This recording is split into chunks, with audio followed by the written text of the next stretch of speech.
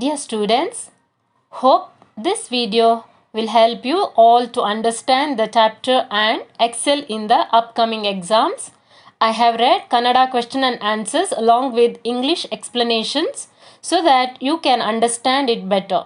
If this video is helpful, please like, share and subscribe. Also, I appreciate your valuable comments for more chapters to be done. Lesson 3 ಆಯ್ಕೆ ಇದೆ ನಮ್ಮ ಕೈಯಲ್ಲಿ written by Nemi Chandra. ಆಯ್ಕೆ ಇದೆ ನಮ್ಮ ಕೈಯಲ್ಲಿ is written by Nemi Chandra. The author strongly believed that life can be decided by our own choices. If our choices are right, then our life also will be beautiful or successful.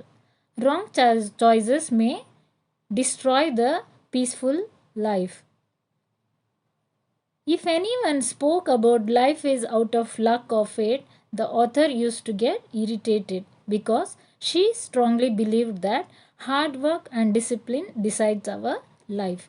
So she gives examples of her husband who suffered kidney stone, her classmate Sita who ignored studies and suffered in her life, lawyer Flavia who rejected abusive husband to continue her studies during her 40th year of age and becoming a famous lawyer in Mumbai, and Nisha Sharma who rejected greedy husband on her wedding day itself.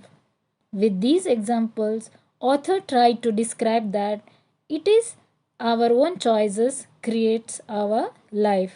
Now let's roll into the exercise part. Sandarbha. Number 1.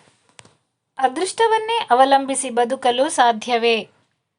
ಉತ್ತರ: ನೇಮಿ ಚಂದ್ರರು ರಚಿಸಿರುವ ಆಯ್ಕೆ ಇದೆ ನಮ್ಮ ಕೈಯಲ್ಲಿ ಎಂಬ ಗದ್ಯದಿಂದ ಆರಿಸಲಾಗಿದೆ. ಈ ಮಾತನ್ನು ಲೇಖಕಿಯು ಅದೃಷ್ಟದ ಬಗ್ಗೆ ವಿವರಿಸುವಾಗ ಹೇಳಿದ್ದಾರೆ. ಲೇಖಕಿಗೆ ಯಾರಾದರೂ ಏನು ಮಾಡೋಕ್ಕಾಗುತ್ತೆ, ಎಲ್ಲ ಹಣೆಬರಹ ಆಗೋದು ಹಾಗೇ ಆಗುತ್ತೆ ಎಂದರೆ ರೇಗಿ ಹೋಗುತ್ತಿತ್ತು. ಏಕೆಂದರೆ ಆಗುವುದನ್ನು ತಡೆಯಲು ಆಗದೇ ಇರಬಹುದು, ಆದರೆ ಪ್ರಯತ್ನಿಸಬಹುದಲ್ಲ. ಏಕೆಂದರೆ ಅದೃಷ್ಟವನ್ನು ಅವಲಂಬಿಸಿ ಬದುಕಲು ಸಾಧ್ಯವೇ ಎನ್ನುವುದು ಲೇಖಕರ ಅಭಿಪ್ರಾಯ. Reference to context. First question: ಅದೃಷ್ಟವನ್ನೇ ಅವಲಂಬಿಸಿ ಬದುಕಲು ಸಾಧ್ಯವೇ means can we live only trusting the life? Answer: this dialogue has been taken from the lesson ಆಯ್ಕೆ ಇದೆ ನಮ್ಮಲ್ಲಿ written by Nemi Chandra. Author said this word while explaining about the life depending on the luck. If anyone comes to author and tells about the luck, anything they tell that everything happens out of fate, what can we do, we can't avoid it, something like that. If anybody says, the author used to get very angry and irritated. So she believed that it is hard work makes our life better, not the luck. Second question: ಮತ್ತೆ ಅವರಿಗೆ ಮೂತ್ರಪಿಂಡದ ಕಲ್ಲು ಕಾಣಿಸಲಿಲ್ಲ. ಉತ್ತರ: ಈ ಮಾತನ್ನು ಲೇಖಕಿಯು ಕಮಲಮ್ಮ ಮೇಡಮ್ನ ಬಗ್ಗೆ ಹೇಳಿದ್ದಾರೆ. ಕಮಲಮ್ಮ ಮೇಡಮ್ಗೆ ಮೂತ್ರಪಿಂಡದಲ್ಲಿ ಕಲ್ಲು ಬಂದಾಗ ಶಸ್ತ್ರಚಿಕಿತ್ಸೆ ಮಾಡಲಾಗಿತ್ತು. ಅವರು ಶಸ್ತ್ರಚಿಕಿತ್ಸೆಯ ನಂತರ ಹೆಚ್ಚಾಗಿ ನೀರು ಕುಡಿಯುವ ಮತ್ತು ವೈದ್ಯರು ಹೇಳಿದ್ದ ಕೆಲವು ಆಹಾರ ಬದಲಾವಣೆಯನ್ನು ಮಾಡಿಕೊಂಡರು. ಇದರಿಂದ ಮತ್ತೆ ಅವರಿಗೆ ಮೂತ್ರಪಿಂಡದಲ್ಲಿ ಕಲ್ಲು ಮೂಡಲಿಲ್ಲ. ಸೆಕೆಂಡ್ ಕ್ವೆಶ್ಚನ್: ಮತ್ತೆ ಅವರಿಗೆ ಮೂತ್ರಪಿಂಡದ ಕಲ್ಲು ಕಾಣಿಸಲಿಲ್ಲ. She never got kidney stones again. Answer: author tells about this dialogue about Kamalamma madam. Kamalamma madam went for operation due to her kidney stone. After the operation, she started drinking lots of water and she followed all the food habits referred by the doctor very strictly. That is why she never got kidney stones again in her life. Third question: ನೋಡು, ನಿನ್ನ ಎದುರು 2 ಆಯ್ಕೆಗಳಿವೆ. Answer. ಲೇಖಕಿ ನೇಮಿಚಂದ್ರ ತನ್ನ ಪತಿಗೆ ಈ ಮಾತನ್ನು ಹೇಳುತ್ತಾರೆ. ಮೂತ್ರಪಿಂಡದ ಸಮಸ್ಯೆಯಿಂದ ಬಳಲುತ್ತಿದ್ದ ತನ್ನ ಪತಿಗೆ, ನೋಡು, ನಿನ್ನ ಎದುರು 2 ಆಯ್ಕೆಗಳಿವೆ. ಏನೂ ಮಾಡದೆ ಮುದ್ದೇಗೌಡರ ತರಹ 2 ವರ್ಷಕ್ಕೊಮ್ಮೆ ಆಪರೇಷನ್ ಮಾಡಿಸಿಕೊಳ್ಳುವುದು, ಇಲ್ಲ ಕಮಲಾ ಮೇಡಮ್ ತರಹ ಇನ್ನು ಮೇಲೆ ಚೆನ್ನಾಗಿ ನೀರು ಕುಡಿಯುವುದು ಎಂದು ಹೇಳಿದರು. Third question. Look, you have 2 choices. Answer. Author tells her husband these dialogues. Author's husband was suffering with kidney stone, so she tells him that he has 2 choices in front of him. They are getting operated once in 2 years like Muddegowda, or following strict food habits like Kamala Madam and drinking water. Fourth question. ಈ ಅದೃಷ್ಟ ನಿನಗೂ ಇತ್ತಲ್ಲೇ. ಈ ಮಾತನ್ನು ಲೇಖಕಿಯು ತನ್ನ ಗೆಳತಿ ಸೀತಾಗೆ ಹೇಳುತ್ತಾರೆ. ಲೇಖಕಿಯು ಚೆನ್ನಾಗಿ ಓದಿ ಇಂಜಿನಿಯರ್ ಆಗಿ ಸ್ವಂತ ಮನೆಯನ್ನು ಕೊಂಡದ್ದನ್ನು ನೋಡಿದ ಸೀತಾ, ನೀನು ಬಿಡೆ ತುಂಬ ಅದೃಷ್ಟವಂತೆ ಎಂದಾಗ ಲೇಖಕಿಯು ಈ ಮಾತನ್ನು ಹೇಳುತ್ತಾ, ನಿನಗೂ ಓದುವ ಅವಕಾಶವಿತ್ತು, ಓದಿಸುವ ತಂದೆ ಇದ್ದರೂ ಓದಿಲ್ಲವಲ್ಲ ಎಂದರು. Fifth dialog. ಮುಂಬಯಿಯ ಪ್ರಸಿದ್ಧ ನ್ಯಾಯವಾದಿಯಾದರು. ಆನ್ಸರ್. ಈ ಮಾತನ್ನು ಲೇಖಕಿಯು ನ್ಯಾಯವಾದಿಯಾದ ಫ್ಲೇವಿಯಾ ಅವರ ಬಗ್ಗೆ ಹೇಳಿದ್ದಾರೆ. ಫ್ಲೇವಿಯಾ ದಿನನಿತ್ಯ ಹಿಂಸಿಸುವ ಗಂಡನನ್ನು ನಿರಾಕರಿಸಿ ತಾನು 3 ಮಕ್ಕಳ ತಾಯಿಯಾದರೂ ತನ್ನ ಓದನ್ನು ಮುಂದುವರೆಸಿ ಮುಂದೆ ಅವಳು ಮುಂಬಯಿಯ ಪ್ರಸಿದ್ಧ ನ್ಯಾಯವಾದಿಯಾದರು. She became the famous lawyer in Mumbai. This dialogue author tells about lawyer Flavia.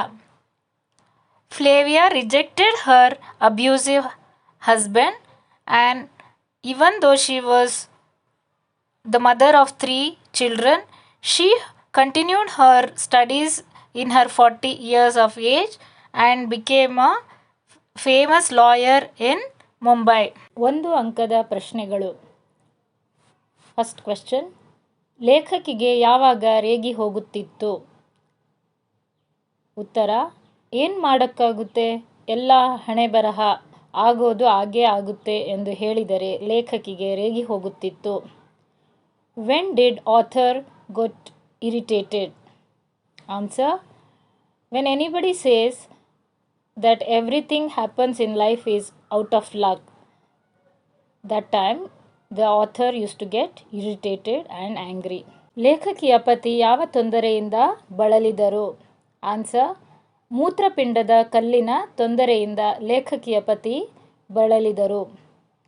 In which disease author's husband was suffering? Answer. Author's husband was suffering by kidney stone. Third question. Kidney stone ಬಗ್ಗೆ ತಿಳಿಯಲು ಲೇಖಕಿ ಯಾರನ್ನು ಭೇಟಿ ಮಾಡಿದರು? ಉತ್ತರ. Kamalamma madam ಮತ್ತು ಮೂಲೆಮನೆ ಮುದ್ದೇಗೌಡರನ್ನು ಭೇಟಿ ಮಾಡಿದರು. Whom did author met to know about kidney stone? Answer. The author met Kamalamma Madam and Mulemane Muddegowda to know about kidney stone. 4ನೇ ಪ್ರಶ್ನೆ. ಲೇಖಕಿಯ ಪತಿಯನ್ನು ಸೋನೋಗ್ರಫಿ ರೂಮಿಗೆ ಕರೆದೊಯ್ದದ್ದೇಕೆ?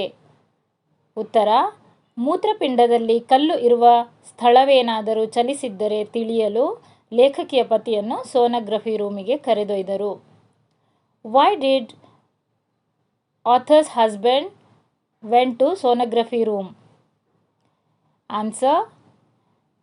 They wanted to find if there is kidney stone moved from the place, so that they took him to sonography room. 5ನೇ ಪ್ರಶ್ನೆ. ಅದೃಷ್ಟದ ಪ್ರಶ್ನೆ ಬಂದಾಗ ಲೇಖಕಿಗೆ ಯಾರು ನೆನಪಾಗುತ್ತಾರೆ? ಉತ್ತರ. ಹೈಸ್ಕೂಲ್ ಗೆಳತಿ Sita. Whom did author remembers when the question arises about luck? The author remembers her high school friend Sita. 6ನೇ ಪ್ರಶ್ನೆ. ದುರಾಸೆಯ ಹುಡುಗನನ್ನು ನಿರಾಕರಿಸಿದವರು ಯಾರು? Answer Nisha Sharma. Who rejected the boy who had bad habits and greedy? Nisha Sharma. ಅಂಕದ ಪ್ರಶ್ನೆಗಳು. ಫಸ್ಟ್ ಒನ್, ಯಾವ ಉತ್ತರಗಳಿಂದ ಲೇಖಕಿಗೆ ತೃಪ್ತಿಯಾಗಲಿಲ್ಲ? Kidney stone ಕೆಲವರಿಗೆ ಆಗುತ್ತೆ, ಕೆಲವರಿಗೆ ಇಲ್ಲ. ಅವರವರ ಅದೃಷ್ಟ ಎಂಬಂಥ ಉತ್ತರಗಳು ಲೇಖಕಿಗೆ ತೃಪ್ತಿ ನೀಡಲಿಲ್ಲ.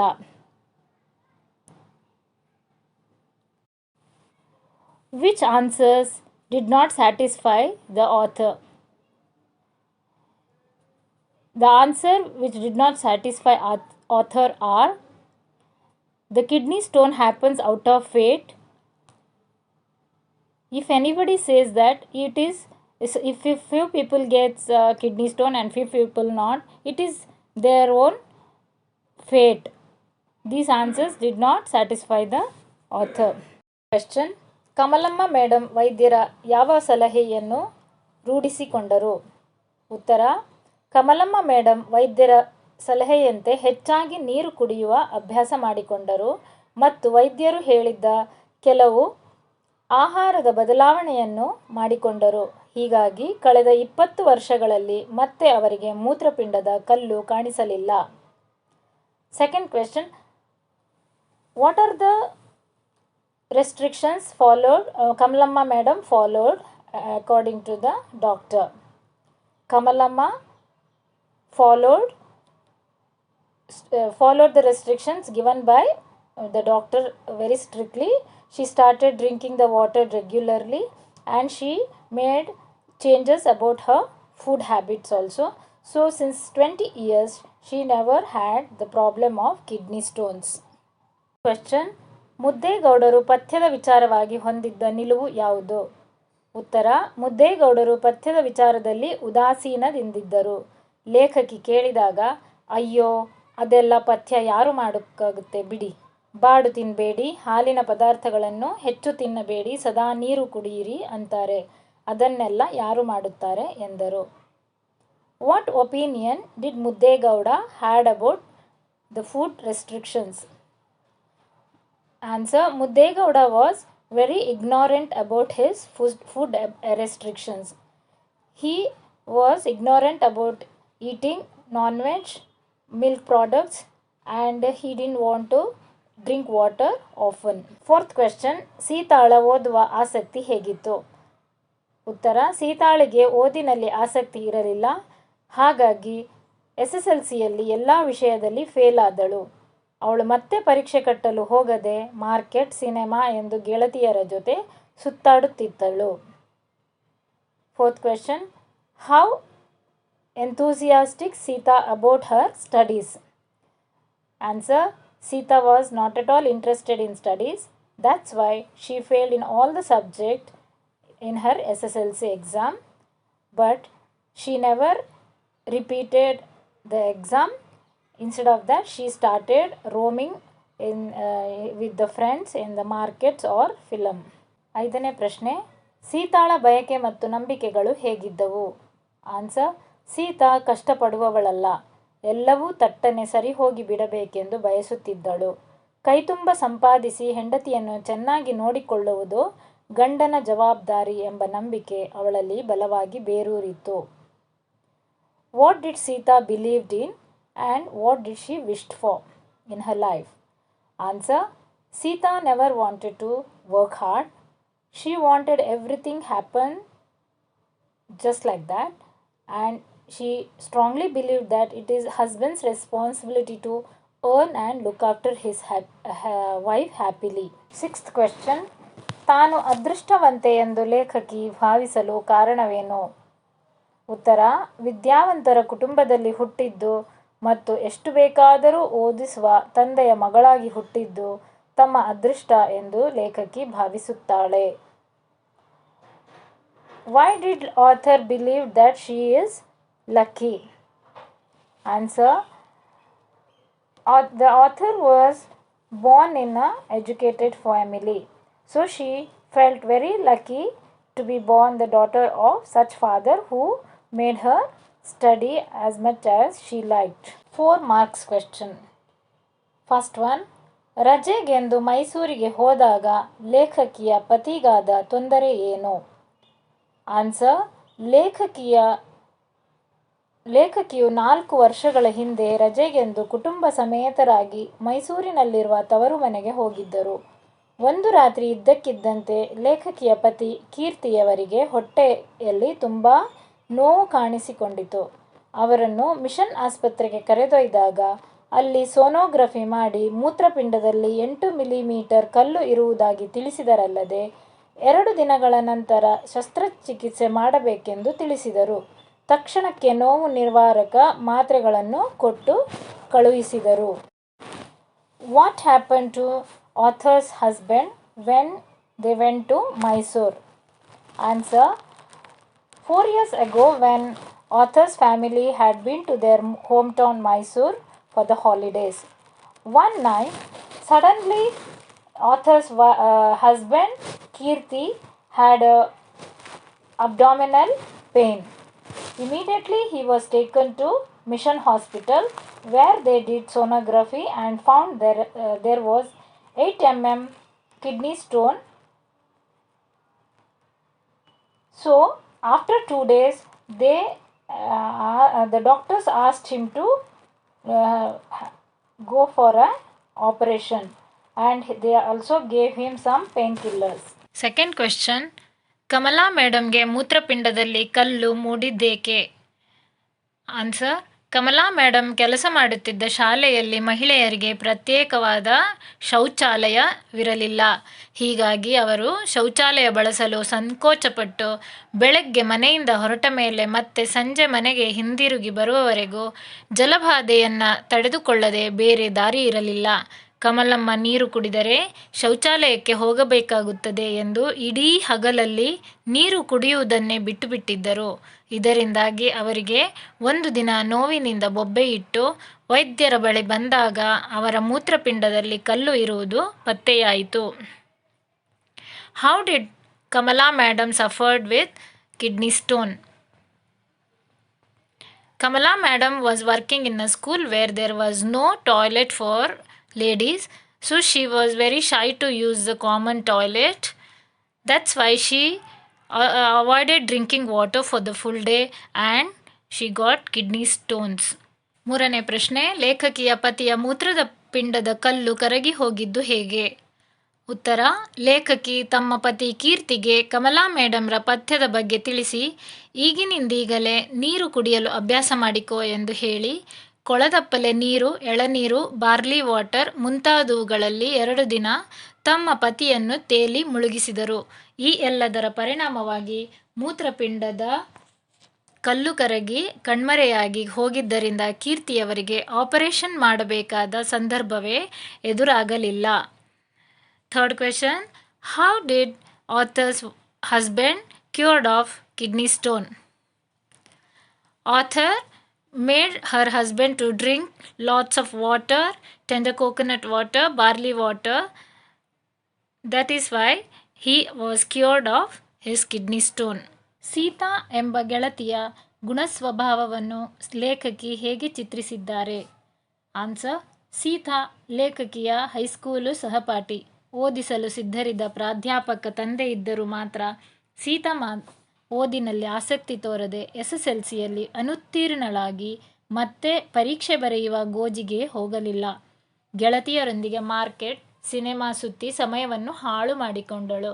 ಮದುವೆಯಾದ ಮೇಲೆ ಚೆನ್ನಾಗಿ ದುಡಿದು ಸಂಪಾದಿಸಿ ಹೆಂಡತಿಯನ್ನು ಚೆನ್ನಾಗಿ ನೋಡಿಕೊಳ್ಳುವ ಜವಾಬ್ದಾರಿ ಗಂಡನದೆಂದು ಆಕೆ ಬಲವಾಗಿ ನಂಬಿದ್ದಳು.